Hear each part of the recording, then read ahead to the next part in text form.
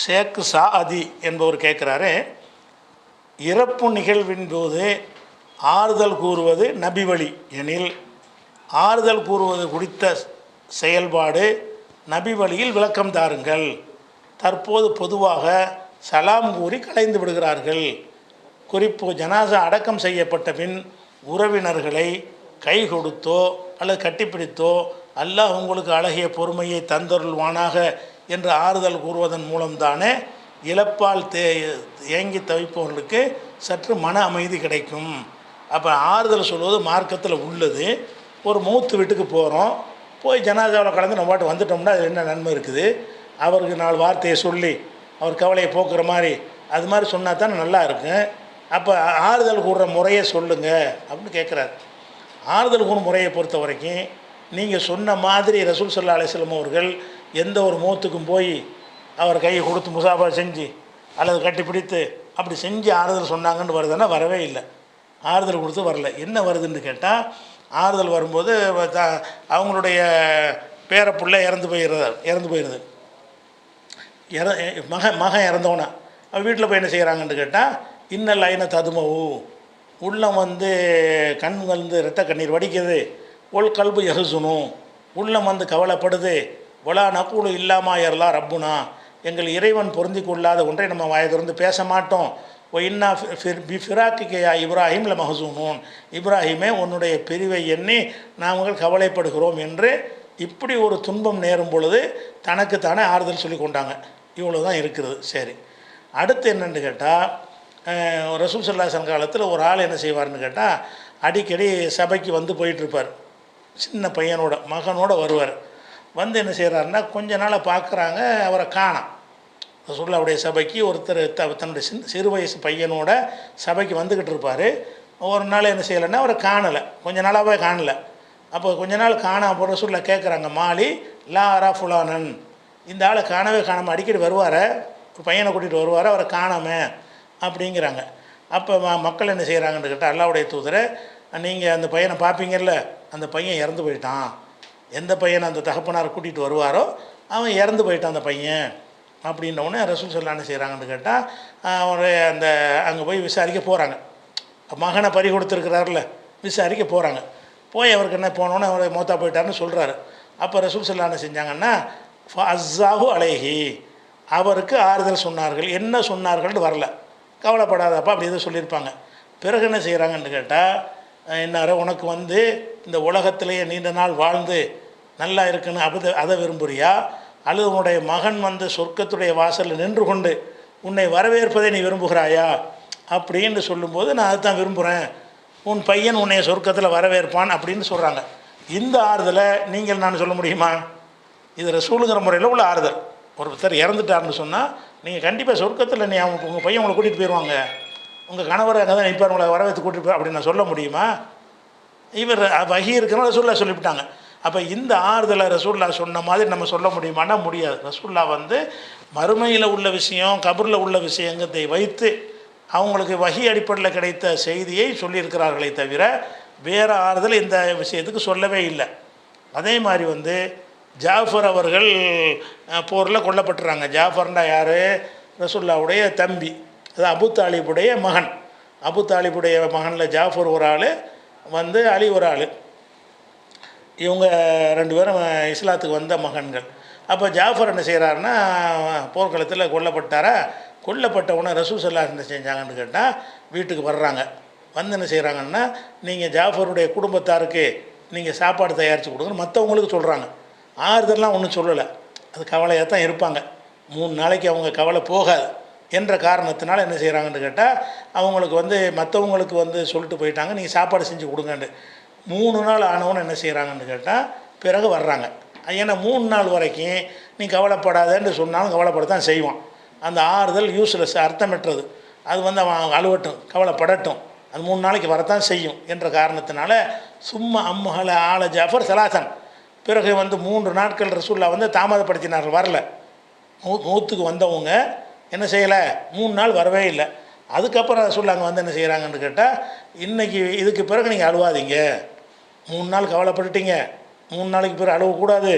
அப்போ அந்த ஆறுதல் சொல்வதை எங்கே வருதுன்னு கேட்டால், 3 நாளைக்கு பிறகு தான் வருது. நீங்கள் மூத்தா போன வீட்டில் போய்கிட்டு கவலைப்படாதுன்னு சொன்னால் இப்போ சொல்லலாமா? அவனுக்கு அனுமதி இருக்குல்ல.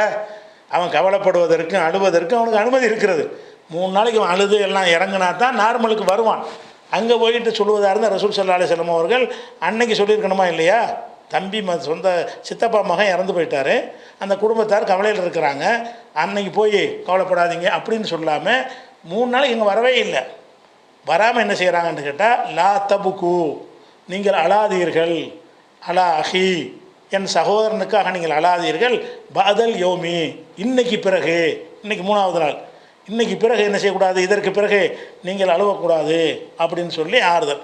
அப்போ ஆறுதல் சொல்வதாக இருந்தால் 3 நாளைக்கு மேலே கவலைப்படுறாங்கன்னு உங்களுக்கு தெரிஞ்சால் போய் கவலைப்படாதீங்க, இதெல்லாம் உள்ளது தான், 3 நாளைக்கு தான் மார்க்கத்தில் அனுமதி இருக்குது இப்படின்னு நம்ம ஆறுதல் சொல்லலாமே தவிர, கவலைப்படுவதற்கே உரிய நாட்களில் போய் ஆறுதல். அதனால ரசூலுல்லாஹ் சம்பவத்தில் பார்க்க முடியலை.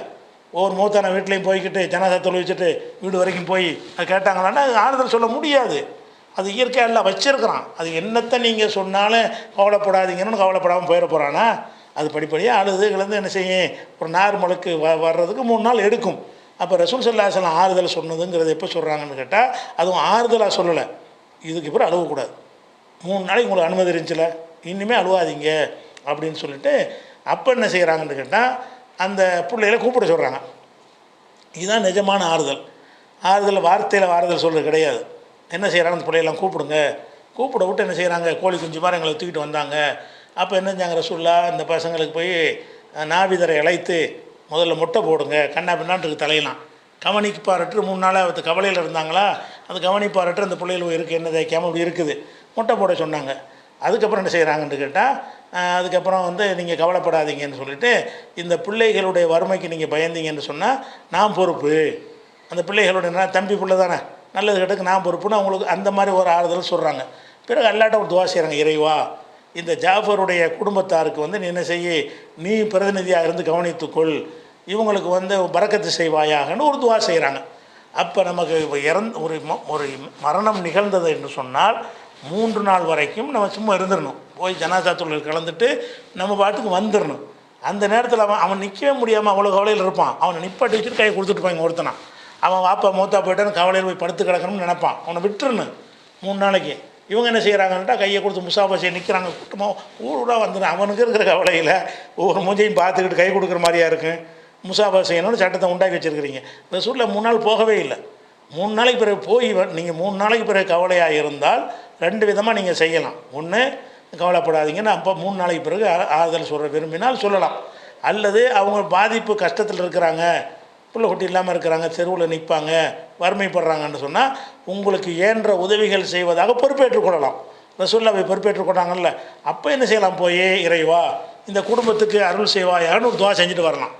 3 நாளைக்கு பிறகு போய் தேவைப்பட்டால் நீங்கள் இனிமேல் அழுவாதீங்கன்னு சொல்லிவிட்டு, இறைவா இவங்களுக்கு அருள் செய்வாயாகன்னு என்ன செய்யலாம்.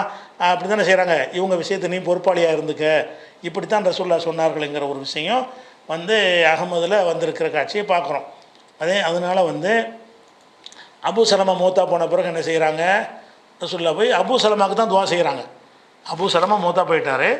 அந்த மூத்தா போகிறோன்னு கண்ணெல்லாம் மூடுறா, எல்லா வேலையும் நின்று செய்கிறாங்க. செஞ்சுட்டு என்ன செய்கிறாங்கன்னு கேட்டால், அபு சலமா குடும்பத்தாரை பார்த்து கவலைப்படாதீங்க அப்படிலாம் சொல்லலை. என்ன சொல்கிறாங்கன்னு கேட்டால், அல்லாஹு மஃபிர்லி அபி சலமா, இறைவா அபு சலமா மன்னிப்பாயாக, வர்ஃப தரஜத்துஹுபில் மஹதியின, நேர்வழி பெற்றவர்களுடைய கூட்டத்தில் சேர்த்து இவருடைய தர்ஜாவை அந்தஸ்தை உயர்த்துவாயாக அப்படின்னு சொல்லி அவருக்காக ஒரு பெரிய துவா ஒன்று செய்கிறாங்க. இதை செய்யணும். ஒரு மௌத்துக்கு போனீங்கன்னு சொன்னால் ஜனாசா தொழுகையோடு அது இல்லாமல் நீங்கள் மேற்கொண்டு என்ன செய்யலாம், இறைவா அவருடைய பாவத்தை மன்னிப்பாயாக, இவருடைய குடும்பத்துக்கு பொறுப்பேற்றுக் கொள்வாயாகன்னு அன்னைக்கு ஒரு துவா அல்லாட்ட துவா செய்யலாம். குடும்பத்தாருக்கு எதுவும் சொன்னார்கள் நமக்கு வரவே இல்லை. அதனால் ஆறுதல் கூறுதல் என்பது இது இந்த மூத்து அன்னைக்கே போய் கட்டி பிடிக்கிறது, கைகளாக கொடுக்குறதெல்லாம் நம்மளாக உண்டாக்கிட்டது. ஏன்னா அது லாஜிக்கு இந்த மார்க் அனுமதித்த விஷயத்தில் போய்கிட்டு நீங்கள் குறுக்கிட தேவையில்லை. அல்லாஹ் நமக்கு என்ன சொல்லி காட்டுறான், 2வது சூறாவில் 155, 56, 57 ஒரு நபுல் ஒன்னக்கும் செய்யும் மினல் ஹோஃபி ஒல் ஜூய், உங்களுக்கு வறுமையை கொண்டு பசியை கொண்டு நக்ஸி மினல் அம்மாள் ஒரு லம்புசி இப்போ சமராத்தி, உயிர்கள் செல்வங்கள் கனிவர்க்கங்கள் இவற்றையெல்லாம் குறைத்து சோதிப்போம். பஷரி சாபிரீன், பொறுமையாளர்களுக்கு நற்செய்தி சொல்வாயாக. பொறுமையாளர்னு யார்? அல்லதின் இது அசாபத்தும் முசீபத்தும் காலு இன்னால் இல்லாஹி இன்னா இலைஹி ராஜிஊன். துன்பம் ஏற்படும் பொழுது இன்னால் இல்லாஹி இன்னா இலைஹி ராஜிஊன் சொல்லுவாங்க. அந்த மாதிரி இந்த சபுர் செய்கிறவருக்கு நற்செய்தி சொல்லலாம். போனால் என்ன செய்யலாம்? இறுதியாக நீ கவலைப்படாதீங்க, அல்லாஹ் வந்து பொறுமையாளருக்கு நற்செய்தி சொல்கிறான். உலாயிக்க அலைஹிம் ஸலவாத்தும் மிர் ரப்பிஹிம் வரஹ்மா. நீங்கள் மட்டும் சபுராக இருந்தீங்கன்னா அல்லாஹ்வுடைய ரஹ்மத்திற்கு, அல்லாஹ்வுடைய அருள் இருக்குது, நீங்கள் தான் நேர்வழி பெற்றுருக்கணும் அல்லாஹ் சொல்லி காட்டுறான். அதனால் 3 நாளைக்கு பிறகு போய் நீங்கள் சபுரை கடைப்பிடிங்க, பொறுமையை மேற்கொள்ளுங்க.